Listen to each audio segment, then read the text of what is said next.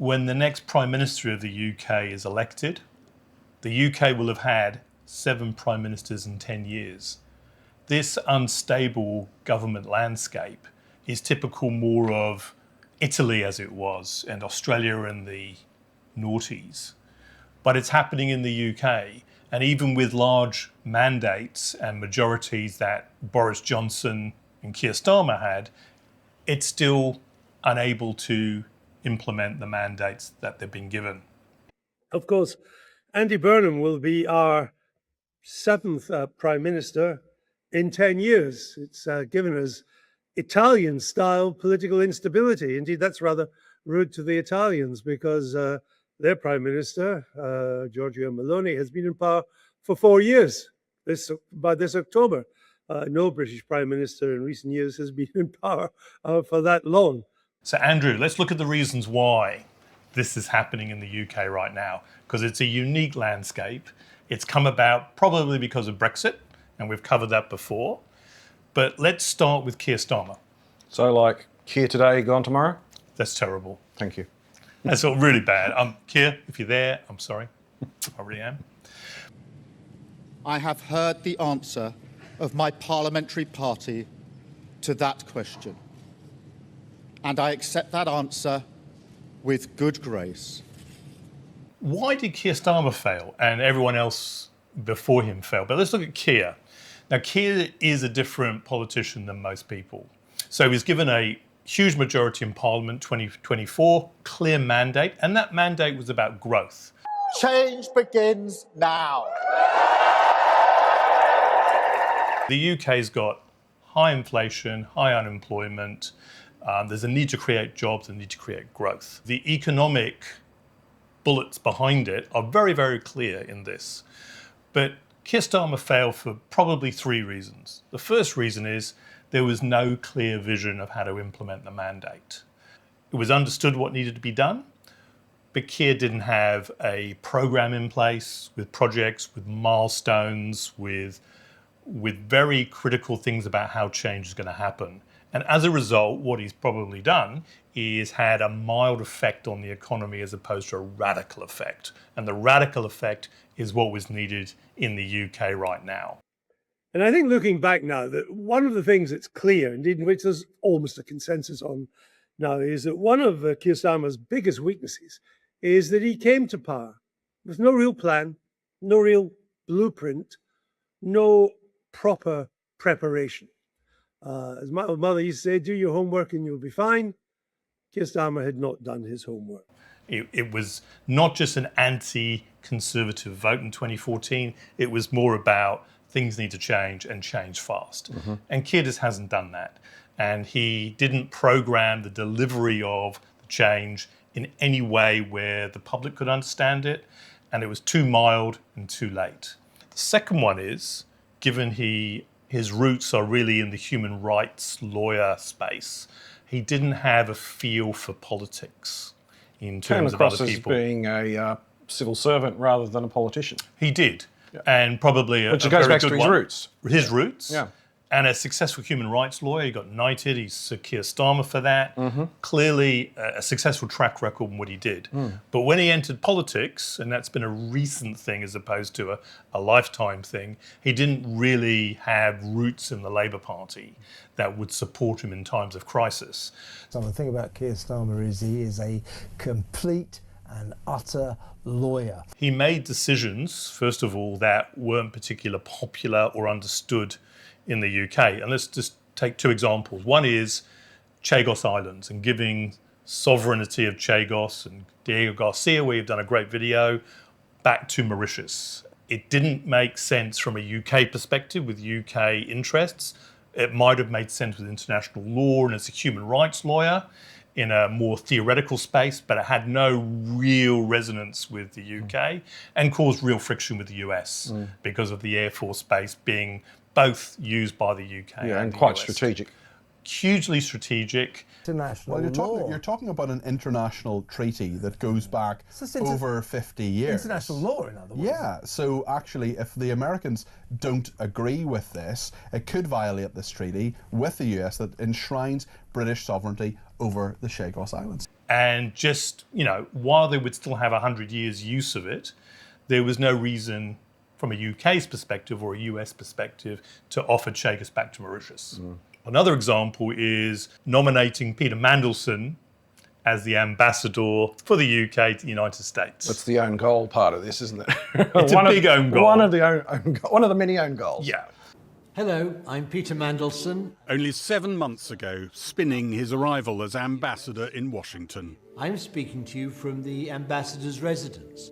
And that's where Peter Mandelson got a wake-up call this morning to make sure he'd heard he'd been sacked before a Foreign Office minister announced it to MPs. In light of additional information in emails written by Peter Mandelson, the Prime Minister has asked the Foreign Secretary to withdraw him as ambassador to the United States.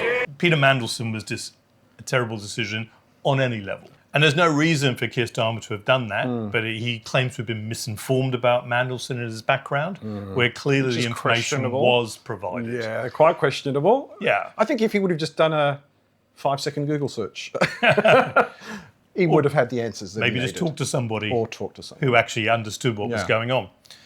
One day after the Prime Minister stood at the same dispatch box saying Peter Mandelson retained his confidence, Keir Starmer sacked him, claiming newly emerged emails showed reprehensible behaviour.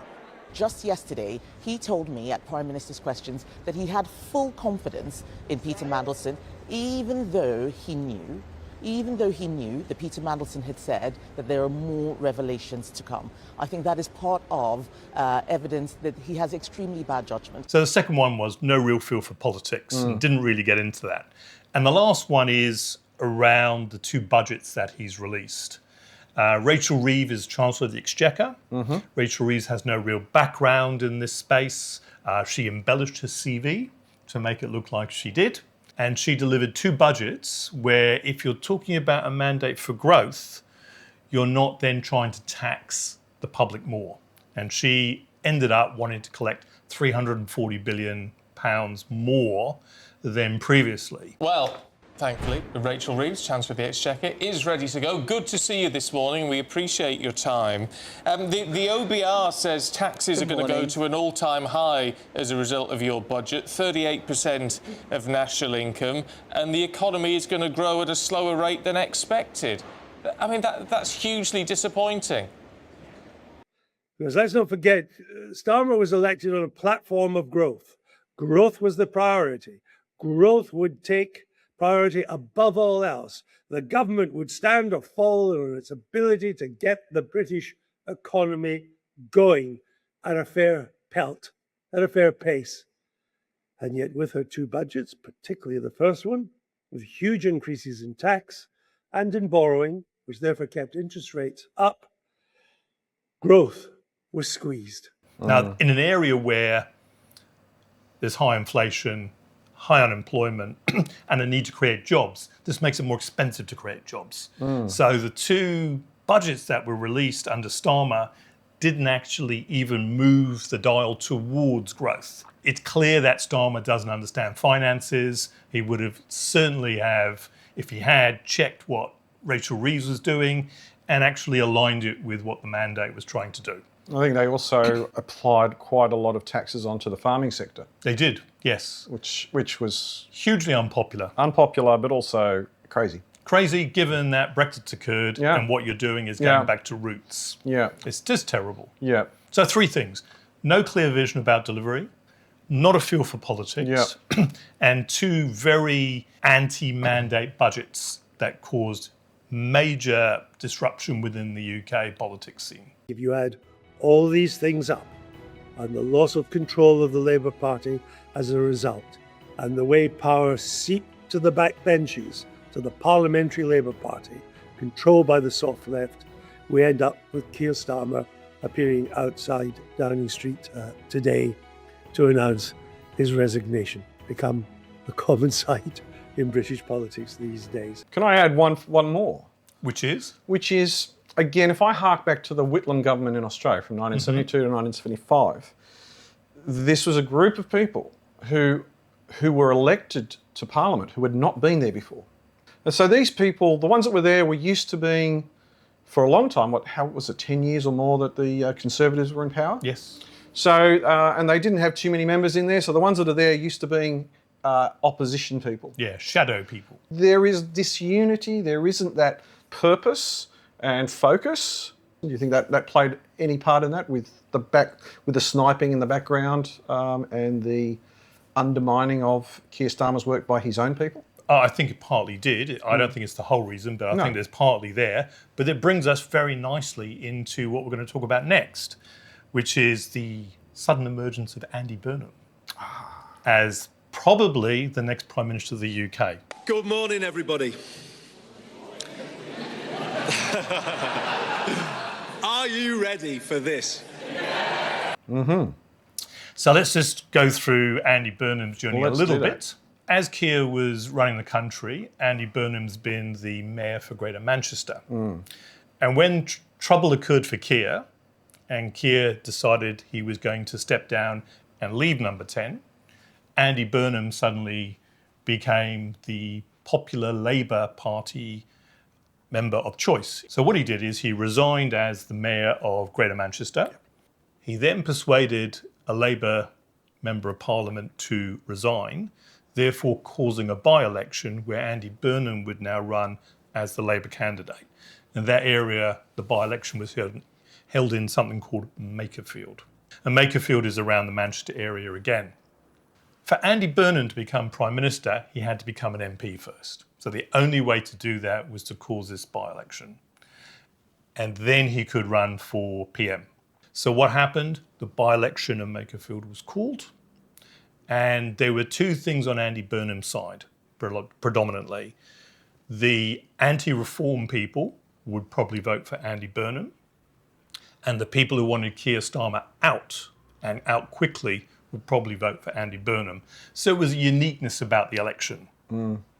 Makerfield was really set up for Andy Burnham to have a convincing majority, and he did. 55% of the vote, Reform 35%, and all the other major parties in disarray. Amongst those people running in the by-election was one of your heroes. Count Binface. He did get 95 votes. He got 95 Dolly votes. Parton in bingo terms. Yes. 9 to 5. 9 to 5. Yes. Harvey Jonathan David, commonly known as Count Binface, the Count Binface Party, 95.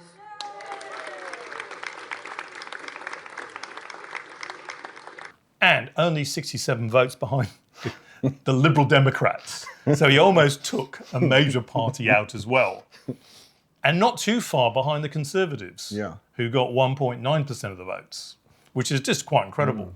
So Count Binface was the sort of eminent anti-establishment face in there, and went on TV to talk about his policies and why he thought he wouldn't probably win the election. That's right. He did. Why are you standing in this election? Just a stunt? It's A, because it's happening. B, I was at a loose end.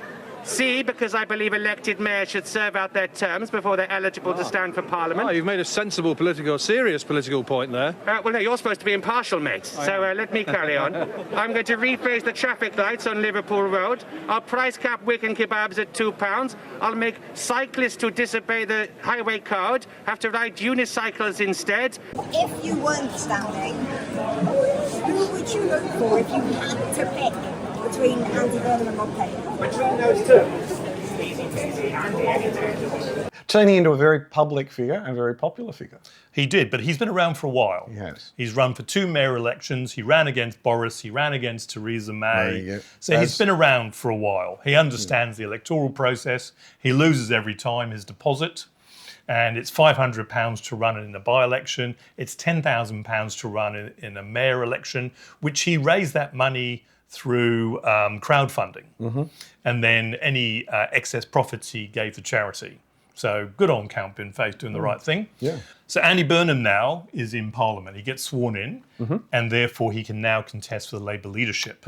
And as we understand it at the moment, he has put his name forward, and that has been accepted by the majority of Labour MPs as a candidate that they would vote for. And we await to see if anybody else is going to join the race. We think it's unlikely because people like Wes Streeting, who looked like he was going to run against Keir, has now put his name behind Andy Burnham.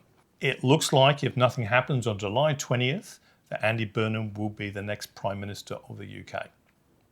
What's driven the populism behind him? How did he become the messiah for the Labor Party? No, he's a very naughty boy, as you know.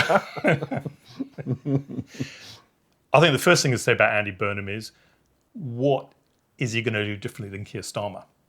Right. You know, it's a very difficult, let's be honest, it's a very difficult job to do at the moment. I don't think anybody really wants to put their hand up and go, I can make a success of this. I know about Andy Burnham saying that, and he has declared what he's going to do differently in terms of structure. And we'll come back and talk about devolution in a sec. But Andy Burnham has always been the people's person, and he has a strong following in the Labour Party. That is not to say he's going to be a successful PM. I think the prediction will be he'll be going along the lines of Keir Starmer if he gets in within 6 to 8 months, because changing the UK landscape politically and economically is going to be very, very hard to do. So in his last speech he gave, he declared that he was going to create a No.10 of the North, Downing Street in Manchester. Right. The change will be driven through the Prime Minister's office in an extended operation based here in Manchester.